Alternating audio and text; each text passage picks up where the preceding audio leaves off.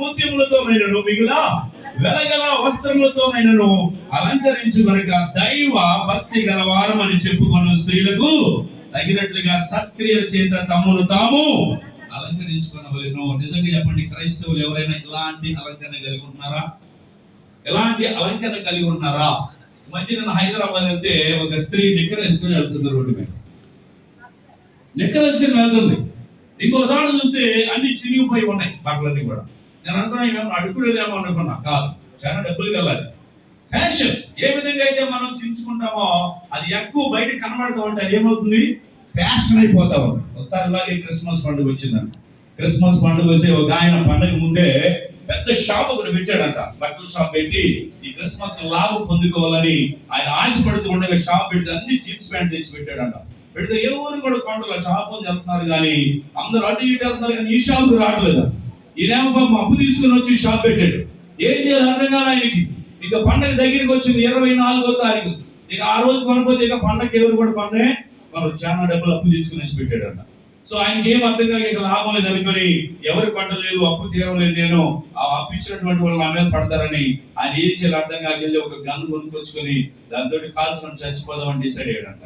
అయ్యి ఇక లాభం లేదని గుడ్లన్నిటికీ ఒకసారి చూసి ట్రై చేద్దాం ఈ గన్ను పనిచేస్తున్నా లేదని ఆ గన్ను తోటి ఆ ప్యాంట్లన్నీ దండల మీద ఆరేసేసి మొత్తానికి మోకాళ్ళ కాల్చిపడేశారు.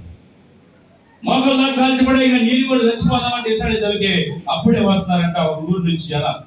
వస్తా కొత్త ఫ్యాషన్ లాగా ఉంది, మోకాళ్ళ దగ్గర ఒక్కరు పడి ఉండి అనుకొని అందరు షాపులో జొరబడి క్రిస్మస్ కి మోకాలు చిరిగిపోయినటువంటి ప్యాంట్లు. వాళ్ళు వచ్చి అడిగారంట, అయ్యా ఏం ప్యాంట్లు అంటే బుల్లెట్ ప్రూఫ్ ప్యాంట్లు అన్నారంట.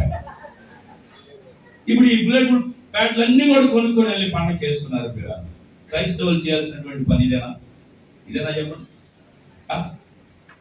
ఇక్కడ చదువుకున్నాం, దైవ భక్తి కలిగినటువంటి వారు తగు మాత్రపు వస్త్రములు ధరించాలంట. తల్లిదండ్రులారా మీ బిడ్డలను జాగ్రత్తగా పెంచాలి. ఈ దినాలు బహు చెడ్డగా ఉన్నాయి.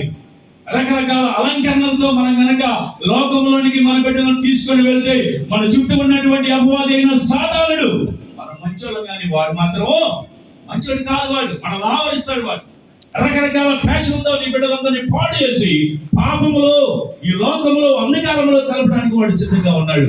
మరి వాడి నుంచి తప్పించాలంటే తల్లిదండ్రులైనటువంటి మీరు జాగ్రత్తగా ఉండాలి. చాలా మంది పిల్లలు వాళ్ళ బిడ్డల యొక్క వస్త్రాలు చూసి ఆనందపడతా ఉంటారు, వాళ్ళు చేసే ఫ్యాషన్ చూసి ఆనందపడతా ఉంటారు, వాళ్ళు చేసేటువంటి వాళ్ళు మాట్లాడే మాటలను బట్టి ఆనందపడతా ఉంటారు పిల్లలు.